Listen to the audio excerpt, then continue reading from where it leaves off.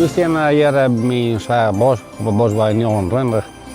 En dit hier hebben we weer de hele voortuin en een stukje van de Grienerstrook hebben we mooi maken.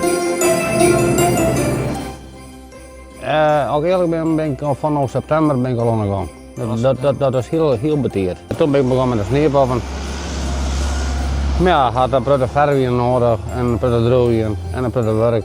Nou ja, ik wil mijn naam nemen van meer dit het bekende fotodoek weg. En we wil ook net opdrogen, maar ik denk wel dat er meer dan, meer dan 400 mensen en vooral bijen en paardenzeers en bepperzeers er al gewoon in West binnen, die gaan foto maken.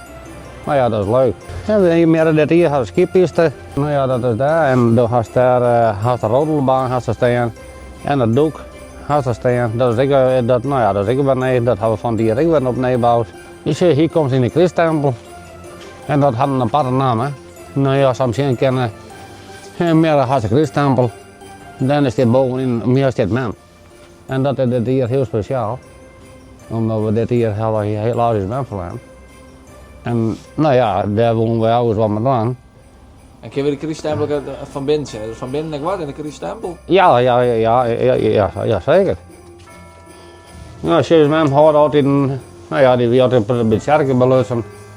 Nee, vandaar had ik Jozef en Maria en dat is ook belangrijk. Ja, ik word niet alleen nog in mijn gekheid net, maar dit is ook een stukje onderdeel van zijn man. En we gaan altijd de eerste keer dag gaan we naar het kerk toe, omdat men het mooi vond. Nou ja, dat wil ik een beetje in de heren houden. Ja. In vrije tijd dan ben ik aan het knutselen en vooral weekends. En dan komen de kameraden uit dan zitten hier wat een dubbel in. En dan zitten we mooi dan zijn we de vrije praten wat jaren. En dan zijn we mooi en gezellig en het is ook gezellig.